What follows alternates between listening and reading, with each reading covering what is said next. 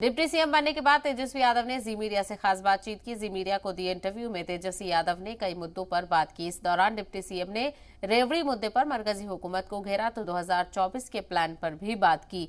इस दौरान उन्होंने अपोजिशन को एकजुट होने की अपील की। साथ ही बीजेपी पर ईडी का बेजा इस्तेमाल करने का भी इल्जाम लगाया। बिहार में बहार है और मौसम भी बहार वाला है। बारिश हुई है बाहर, इस वजह से हम बाहर नहीं निकल पा रहे हैं, लेकिन यहीं से बाहर का आनंद लेना है और बाहर का आनंद अब तेजस्वी यादव भी लेंगे। नए डिप्टी सीएम हैं और क्या क्या प्लान है इनसे बातचीत करेंगे और आखिर कैसे हुआ ये गठबंधन, इन सब मुद्दों पर बात करेंगे। तेजस्वी जी, अब आप डिप्टी सीएम की ओथ ले चुके हैं, क्या पहली प्रायोरिटी है इस सरकार की और आपका क्या प्लान है, क्या प्रायोरिटीज है? प्रायोरिटी तो हमारा पढ़ाई, दवाई, कमाई, सिंचाई, सुनवाई और कार्रवाई वाली सरकार का है। और जो बेरोजगारी, महंगाई की जो मार है, ये सारे इश्यू तो रहेंगे। और जो पहले से जो आदरणीय मुख्यमंत्री जी द्वारा जो स्कीम्स चलाए जा रहे हैं, उसको और तेजी और रफ्तार का है, जन कल्याण का है, लोगों के साथ न्याय हो, निष्पक्ष सरकार रहे, सबों की सुने, सबों के कड़े, ऐसी सरकार हम देने की कोशिश करेंगे लोगों को। 2020 में आपने सबसे बड़ा जो नारा दिया था 10 लाख रोजगार का, नौजवानों को आपसे बहुत उम्मीद थी और अब लोग भी आपके पीछे दौड़ते थे। अब उस मौका आया है आपको लोगों को रोजगार देने का। नीतीश कुमार जी के साथ आपकी कल भी बैठक हुई, परसों भी बैठक हुई। क्या 10 लाख रोजगार को लेकर कोई प्लान बना है? कैसे रोजगार देंगे लोगों को? देखिए, 2020 में हमारा मुद्दा रहा और अभी तक भी हमारा मुद्दा है, क्योंकि बेरोजगारी सही मायने में सबसे बड़ी समस्या बिहार की ही नहीं बल्कि पूरे देश की है। केंद्र सरकार तो नौकरियां खा गई, सब कुछ ख़त्म कर दिया, कारखाने बंद हो गए, कुछ नहीं मिल रहा लोगों को। तो आप ये कह सकते हैं कि वो 10 लाख का जो वादा हमने किया था, उस कमिटमेंट को हम लोग पूरा करेंगे। और जब वादा 10 लाख का हमने किया था तो बोला था जब मुख्यमंत्री बनेंगे तब करेंगे। अभी तो हम उप मुख्यमंत्री हैं, लेकिन मुख्यमंत्री जी ने हमसे चर्चा की है, वो गंभीर है इस मामले को लेकर के। तो ज़्यादा से ज़्यादा नौकरियां जो है देने के लिए अधिकारियों को उन्होंने निर्देशित किया है। और आप तो जान रहे हैं अभी ट्रस्ट वोट होना है। एक बार ट्रस्ट वोट हो जाए, गवर्नमेंट फॉर्म हो जाए, उसके बाद जो है ये काम होगा, लोगों के लिए ज़रूर होगा। और सब लोग गंभीर हैं और हमारे हाथों नहीं तो नीतीश कुमार जी के हाथों होगा, उससे कोई फ़र्क नहीं पड़ता। मुख्यमंत्री जी करेंगे तो हमें और खुशी होगी कि जो नौजवानों का सवाल था, जिसकी लड़ाई हम लोग लड़ते रहे, उसको नौकरी हम लोग दे पाए, रोज़गार दे पाए।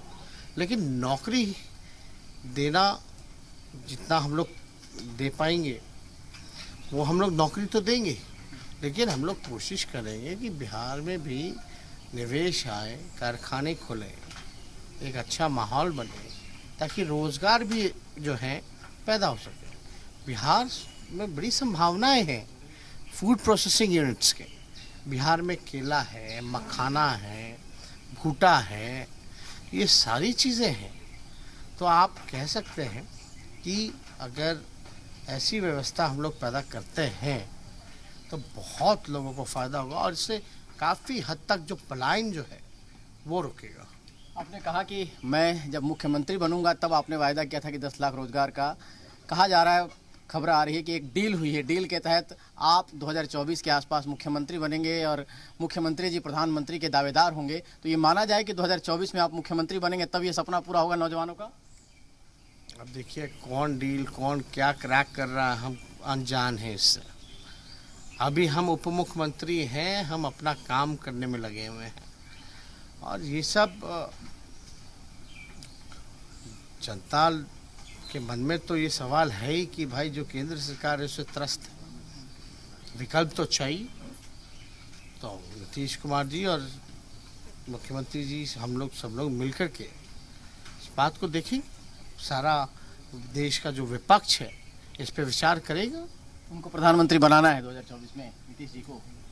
अब आप देखिए, हमारे बनाने से कोई बन जाए ऐसा हो नहीं सकता। बीजेपी कह रही कोई वैकेंसी, सब लोग की इच्छा होगी तभी ऐसा हो पाएगा ना। और जब ये सवाल आया तो हमने तो साफ तौर पे बोला कि ये मुख्यमंत्री जी पे, और एक बात समझ लीजिए, हम मुख्यमंत्री बनने के लिए कोई हड़बड़ी में नहीं है। किस बात का हड़बड़ी भाई? हमारा एकमात्र एजेंडा था भाजपा और सांप्रदायिक शक्तियों को खदेड़ने का, वो हम लोगों ने किया है मिलके। लेकिन बीजेपी का जो एजेंडा आज के चल रहा है, प्रधानमंत्री लगातार कह रहे हैं कि मुफ्त की राजनीति बंद होनी चाहिए, मुफ्त की राजनीति से नुकसान हो रहा है, अर्थव्यवस्था चौपट हो रही है। आपका मानना है कि ये मुफ्त की राजनीति बंद होनी चाहिए? वो केजरीवाल पे भी इशारा कर रहे हैं और बाकी लोगों को भी, चुनावी राजनीति में जो लोग मुफ्त की बात करते हैं, ये मुफ्त देंगे, वो मुफ्त देंगे। क्या क्या बकवास बात है? क्या तुम प्रधानमंत्री जी अनाज क्यों दे रहे हैं? अनाज दे रहे हैं मुफ्त, क्यों दे रहे हो भाई? कैसी बातें कर रहे हैं? लोगों को ज़्यादा से ज़्यादा अपॉर्चुनिटी मिला है। हम लोग तो चाहते हैं एजुकेशन फ्री हो, हेल्थ की व्यवस्था फ्री हो, ऐसा हम लोग कोशिश करें। आप जो हैं अपने साथियों को, अपने जो पूंजीपति मित्र हैं, आप उनको मुफ्त में सब कुछ दे रहे हो और देश की जनता को नहीं दोगे? क्या बकवास बातें ये मुफ्त में यूं ही 15-15 लाख रुपए मिल जाएंगे। क्यों दे रहे थे आप उस समय 15-15 लाख रुपए मुफ्त में हर एक भारतीय के खाता में? तब याद नहीं आया? तो इसलिए ये जो लोग का कहना है वो तो कभी करते हैं नहीं, कोई काम तो किया है नहीं, केवल जो है गंदी राजनीति, दुरुपयोग हर एक संवैधानिक संस्थानों का, यही किया है। लेकिन अब आपको भी तो डर होगा ईडी का, राहुल गांधी के खिलाफ ईडी, सोनिया गांधी के खिलाफ ईडी। कोई डर रहे क्या?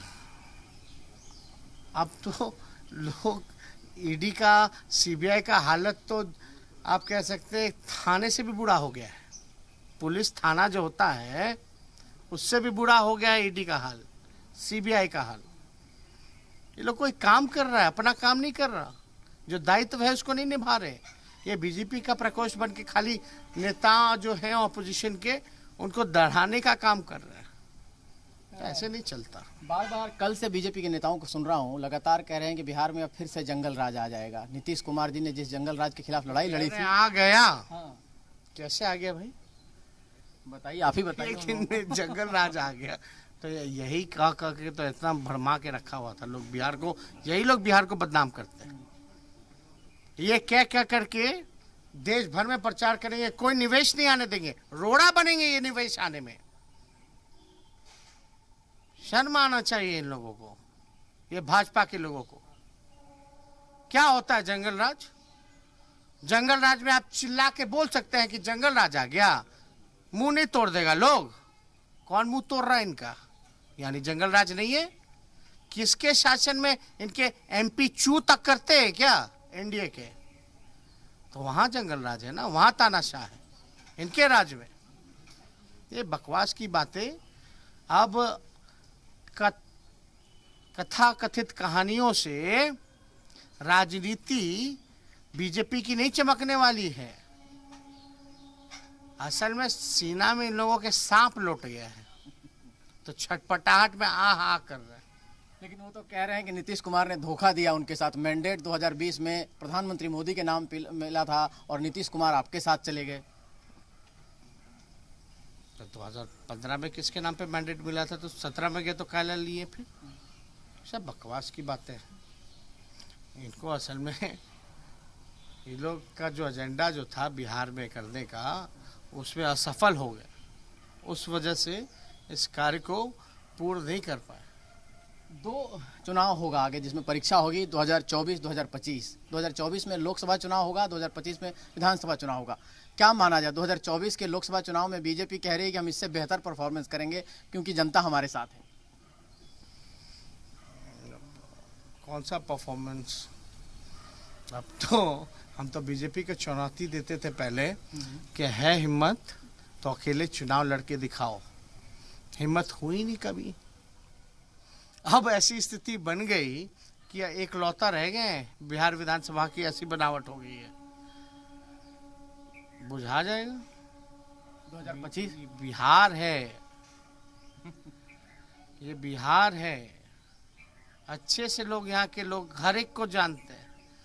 राजनीतिक समझ बहुत ज़्यादा है। यही बिहार लोकतंत्र की जननी है। यहाँ बौद्ध से लेकर के जैन से लेकर के कितने धर्मों का यहाँ स्थापना हुई। बौद्ध को ज्ञान मिला। नालंदा यूनिवर्सिटी पहला विश्वविद्यालय ज्ञान का। यहीं से महात्मा गांधी जो हैं, पहले करमचंद मोहनदास बोलते थे, यहाँ से महात्मा गांधी कहलाने लगे। तो ये बिहार है। आप बिहारी जो होता है ना, बिकाऊ नहीं होता है, टिकाऊ होता है। और जब स्वाभिमान की बात आएगी तो बिहारी समझौता नहीं करेगा। 2025 में भी यही होने वाला है। जो कास्ट समीकरण है, चाहे जो पार्टियों का समीकरण है, 7 पार्टियां आपके साथ हैं, वो लोग एक हैं आप कह रहे हैं, तो ये सस्टेन करेगा कि फिर 2017 जैसा माहौल तो नहीं हुआ? इस बात का डर तो नहीं है कहीं मन में? नहीं, हम लोग को कोई डर नहीं है। किस बात का डर होना चाहिए? नहीं, चचा की भूमिका बदलती रहती है, इसलिए चचा आपके जो हैं, जिनको चचा माना है, अपने चचा भतीजा का जो संबंध हुआ है। अरे भाई, भूमिका बदलने की जहाँ तक बात है, ये तो किस प्रकार से इनको ख़त्म करना चाह रहे थे। साजिश थी पार्टी तोड़ने की, तो सब देख रहे थे। इस बार नीतीश जी पूरे मन से, पूरे मजबूती के साथ आए हैं और हम लोग पूरी मजबूती के साथ उनके साथ खड़े हैं। चलिए, इस बार नीतीश जी पूरे मन के साथ और हम लोग उनके साथ पूरे मजबूती के साथ खड़े हैं, ये कहना है तेजस्वी यादव जी का। रवि त्रिपाठी, जी मीडिया, पटना।